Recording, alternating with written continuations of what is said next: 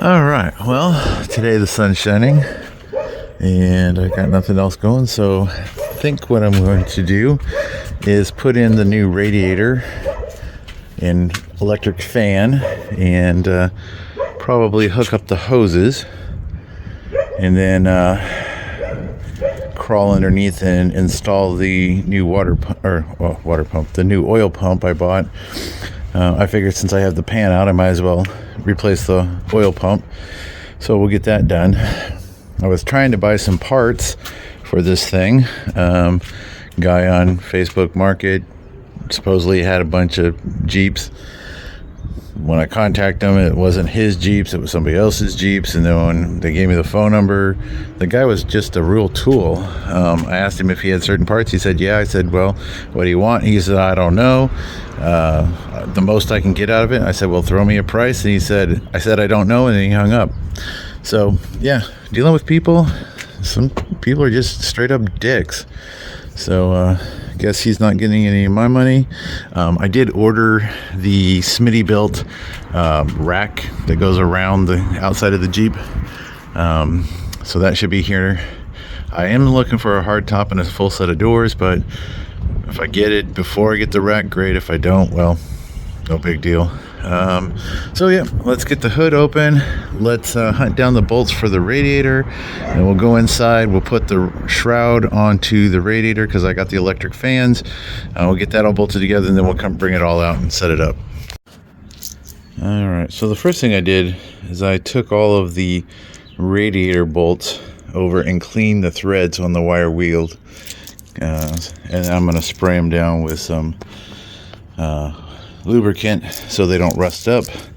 That way they'll be easy to take off. Next, we're going to go inside and assemble the radiator and shroud. All right, so got my brand new radiator and my shroud. The only problem is it did not come with the bolts to attach the shroud to the radiator, so I bought some, and we're going to go ahead and assemble that now. All right, the bolts you're going to need are M6 by 1 by 20. That's going to be the ones that you're going to need. All right, and the fan only goes onto the radiator one way, because if you put it on in the incorrect way, the tabs will not line up, and you will be using 4 of them. And just like that, all of them are tight. Now, I will leave a link in the description to this setup that I bought. I got it off of eBay. But one important thing is these edges are sharp as hell. I guess that's what happens when you cheap out. So, quick note. If you notice this bottom bolt that goes to, or slot that goes to the Jeep body, it's slotted. This way you can put your bottom bolt into the encapsulated nut, leave it out a little bit, and then this will slide in over that and hold the radiator in place while you put your other bolts in. It's the same on both sides. So that'll make life easy. So next is we're going to go ahead and get this installed in the Jeep. All right, so this is the lower radiator bolt where that radiator is going to slot into. Just a couple of threads in so that it doesn't pull out when you yank on it. Going to do the same thing on the driver's side, and then we can slide the radiator in. All right, that makes life simple. You just drop it onto the bolt. This upper one is a little hard to get to, so the one I did was the driver's side here. I went ahead and just put that in, and it's slotted in on the bottom down there. So now we can go ahead and tighten those up and get them ready. Now this radiator is universal for manual or automatic. It did come with some bungs if you needed to put those transmission cooler lines in. I don't need them. All right, so I'm going to go ahead and get the other bolts into the radiator and get that tightened down. Now, I only had 5 bolts. It's supposed to be 6, but I was missing the bolt and the capture nut. So, but 5 will work. So let me go ahead and get these tightened down, and then we'll start hunting down the hoses. Okay, and just like that, all of the bolts are tightened. I did use like this little extension, that way it fits through to get to the bolt. Very easy, at least on the passenger side. On the driver's side you really don't need it, but the extension did work pretty well. I do need to grab one more bolt because I forgot I have power steering, and this upper bolt here is for this piece here. So we'll go ahead and get one more bolt so I can use these two bolts to secure my power steering reservoir. So let me go grab one more real quick. All right, so 2 bolts are in. I did put washers behind it, especially since the top part of mine is broken. It just gives a little bit better bite. So that's all on there. So we're good there. Before I put the belts on, I am going to change this pulley out and put in the newer model pulley. And then I am also going to be changing out this intake manifold as well, but that's not right this second. Right now I just want to kind of get as much as this kind of put back together as I can so that I have less boxes in my living room. So next thing, we are going to hunt down the hoses and clamps so we can hook up the radiator hoses.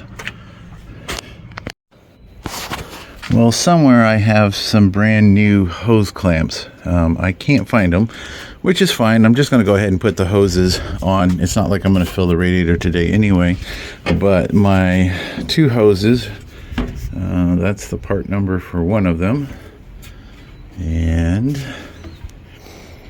that's the part number for the other one. So I'm going to just go ahead and fit those in place for right now. Like I said, I'm just trying to clean out some of the stuff from the house, and I'm sure that once I get down deep enough, I'll find the hose clamps for that, and we will be good to go. All right, so your smaller hose, smaller diameter hose is going to be your top one, and your larger diameter hose is going to be your bottom one. Like I said, I did not put clamps on this yet because I can't find the new clamps I bought. I don't want to reuse the old ones, and I do have the hoses for the new heater core. So got to go hunt those down real quick. I only have this pipe installed where the thermostat, oh wait a second, I don't have to worry about that. I was going to say I needed to worry about where the thermostat goes, but the pipe is there. It's the thermostat that I haven't screwed in, so we can go ahead and just put the hoses in place.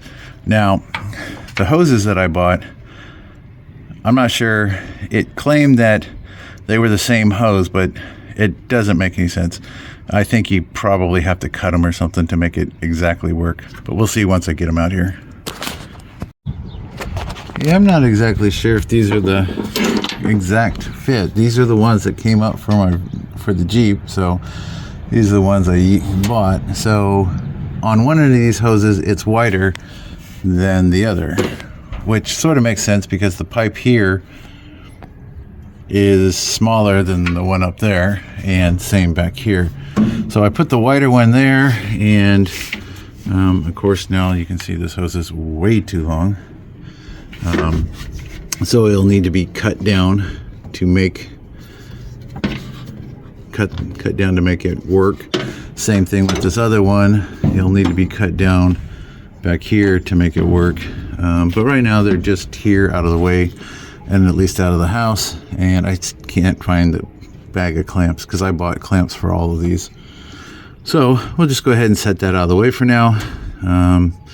So the next thing I want to do is, well, hopefully get the oil pump in and put the oil pan back into the thing so I can put the starter back. That's the hope. So I guess I will clean up on the ground a little bit with the broom so that I'm not laying in some of the metal shavings from cutting the fender, and then I can get the oil pump out of the Jeep and get the replacement set up so I can put it back.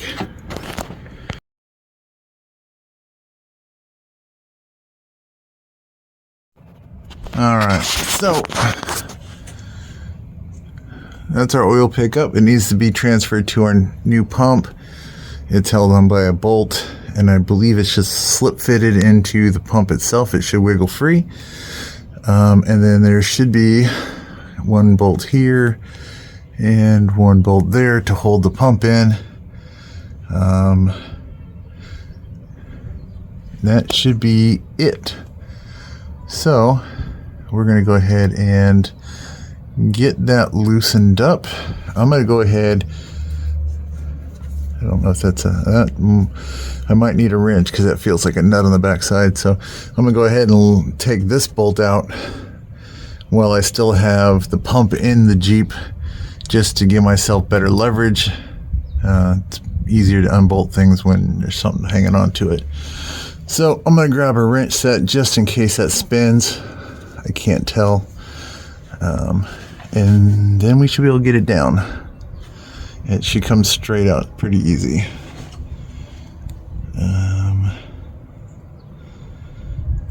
Oh, okay, so that did there. When I took my gasket out, it didn't have the back part, and I was trying to figure out if that was cut on purpose or if it tore, and now it looks like it tore. Because my new gasket has that back piece in there. So that's something else we're going to have to clean up, is that oil pan seal. We'll clean all that goop out of there so that we get a nice clean seal with the new gasket. Alright, so let me find some tools and we'll get that pickup tube off, or out of the way. Alright, so I didn't need any special tool to hold the back. It came right out, and if you look, it does move around a little bit. I don't know if that's a roll. Oh, no, it's not. Let's see. I don't know if I can. Oh, it is. Okay. I'm trying to get that out of there. There it goes. Alright, so take the one bolt out and it just pressures set in there. So now we can get to the other two bolts. It happened to be a 13 for me. So depending on what your Jeep you have, it may be a 13, it might be a 1/2 inch. So now we'll get these other two out and we'll get that pump out of there. Okay, so you're going to have a long bolt and a short bolt. You can't mess them up because the pump is designed with the long bolt and a short bolt. Important thing to remember when you're trying to slot your new pump back in, it is keyed. There's a, I don't know if we can see it, but there's a little keyhole right there. You need to make sure those two line up. And you also want to make sure that you get this old gasket off, because you don't want to stack gaskets, especially here, because this is where you'll lose oil pressure. Now, I don't know if how the oil pressure was in the Jeep. I only drove it from the front yard to the backyard, and then I started investigating. Let's see if I can get this off without breaking too much more of it. Yeah, it's kind of stuck. All right. Yeah, half of it came off, half of it didn't. So I'm going to grab me a little scraper and scrape that off. And then I will get the new oil pump. I keep calling it a water pump. Get the new oil pump. I'm going to probably go ahead and clean this up first because it's pretty close to the edge. We'll go ahead and get this old cruddy built up oil and whatever residue off. That way, especially around that spot. So let me find a scraper and something to clean up the oil with. Alright, so cleaned up that real nice. I just used I got one of these really short scrapers for this because it's kind of tight, but yeah, cleaned up real nice. No scratches. I cleaned up this side of the oil pan gasket. I still need to do that side. I need to get this seal out of there. So hopefully I can get it out without too much hassle. See if I can get this screwdriver under there just a little bit. Oh, there it goes. There you go. All right. Get that all the way. Now this is a lot thicker than the one that came with my kit, but that's okay. There we go. Yep, it's got little feet that go in the corner. Now I did buy a separate one because you can buy this piece separately, and I may end up using that one and just cut the one that's in the kit, because the one, I don't know if the one that's part of the gasket has those feet to recess in. So I'm going to clean this area right here, get that little bit of extra grease out of there, and then I'll go on the other side and do the other side, and then I will go get the pump and get it ready to go back in. Okay, so got that all cleaned up. I didn't clean that because that's below the surface, so I cleaned just a flat surface that's machined. I cleaned all that up all the way there. I had a little bit of silicone from when I put the timing chain cover gasket on. I went ahead and cleaned that up on both sides. There is a slight difference in height, so I'm going to make sure that I put some silicone in the corners just to make sure we don't develop a leak there. But now we're ready for the pump, so we're going to go grab that. All right, so here's our new pump. Comes with a new gasket. Let's see here if there's a part number on here. I think that's it right there. It says that this is a DriveStar oil pump for Dodge Dakota 4 liter, 2 liter, 4.2 liter. I guess they put the same motor in a thing, and there's another part number. All right, so we got to get the gasket on, we got to get the pump lined up, and then we can get the bolts in. All right, so you'll know you're right when the pump is sitting flush. So make sure you get your gasket lined up. I started with this bolt, got the gasket lined up, and then left it loose enough to wiggle this gasket until it slipped in. These are both finger tight. I'm gonna go ahead and tighten them down, and then I will put the tube back in. And there's our tube. Just gonna reuse the tube. I'm gonna wipe it down just a little bit, just so it's not so greasy, but it's gonna be inside the oil. So I did check the screen. I didn't see anything in it, so it's pretty clean. Our old pump still had some oil in it. Again, I don't know if my old pump was bad or going bad, but this motor has some miles on it, and since I was already here, it's fairly straightforward to get to, so I might as well do it. Saves having to do it again later. All right, so let me tighten those two bolts down, and then we'll put the tube back in. All right, so the tube's back in, and it does go in the upper one. Don't try to stick it in the lower one, because this bolt will be on the top of this. What I did is put the bolt below it. Started it with the dipstick tube in the way. You got to kind of wiggle it. It's just a little bit of finessing, wiggle, wiggle, wiggle. It should slip right in, and then you just want it to push over as far as you can get it, and then you can, as long as you can get that bolt threaded, and it looks like mine's pretty centered, you can go ahead and put your bolt in.